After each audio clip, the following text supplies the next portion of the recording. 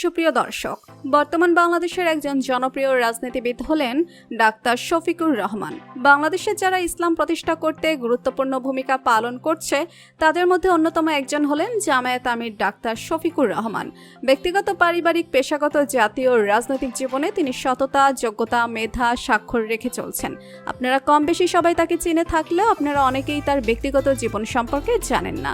আজকের এই ভিডিওতে আমরা ডাক্তার শফিকুর রহমানের ব্যক্তিগত জীবন সম্পর্কে জানবো, তা ভিডিওটি না টেনে শেষ পর্যন্ত দেখতে থাকুন। 2024 সালের কোটা সংস্কার আন্দোলনের চাপে পড়ে পদত্যাগ করে দেশ ছেড়ে পালিয়ে যান শেখ হাসিনা। শেখ হাসিনার পদত্যাগের পর গঠিত হয় অন্তর্বর্তীকালীন সরকার। অন্তর্বর্তীকালীন সরকারের উপদেষ্টা হিসেবে দায়িত্ব গ্রহণ করার পর আলোচনায় এসেছেন ডাক্তার শফিকুর রহমান।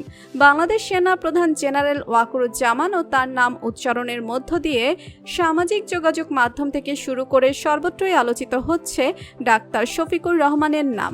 1958 সালের 31 অক্টোবর মৌলভীবাজারের কোলাউড়ার একটি সম্ভ্রান্ত মুসলিম পরিবারে জন্মগ্রহণ করেন ডাক্তার শফিকুর রহমান। মরহুম আবরু মিয়া ও খতিবুন্নেসা দম্পতির 5 সন্তানের মধ্যে ডাক্তার মোহাম্মদ শফিকুর রহমান তৃতীয়। ডাক্তার শফিকুর রহমানের 3 ভাই ও 1 বোন। 1973 সালে স্থানীয় বনাঞ্চলে উচ্চ বিদ্যালয়ে 10ম শ্রেণীতে পড়াশোনা করাকালীন রাজনীতিতে হাতে খড়ি হয় ডাক্তার শফিকুর রহমানের। ওই বছরেই তিনি যোগ দিয়েছিলেন জাসদ ছাত্রলীগের। 1974 সালে ওই স্কুল থেকে মাধ্যমিক এবং 1976 সালে সিলেট এমসি কলেজ থেকে উচ্চ মাধ্যমিক সম্পন্ন করেন। এরপর সিলেটে মেডিকেল কলেজে ভর্তি হওয়ার পর তিনি পরিচিত হয়েছেন বাংলাদেশ ইসলামী ছাত্র শিবিরের সঙ্গে। এরপর তিনি 1977 সালে এই সংগঠনে যোগদান দেন। এরপর তিনি সভাপতির দায়িত্ব পালন করেন সিলেটে মেডিকেল কলেজ এবং সিলেট শহর শাখার। 1983 সালের MBBS ডিগ্রি অর্জনের পর চিকিৎসা সেবায় নিজেকে নিয়োজিত করেন ডাক্তার শফিকুর রহমান।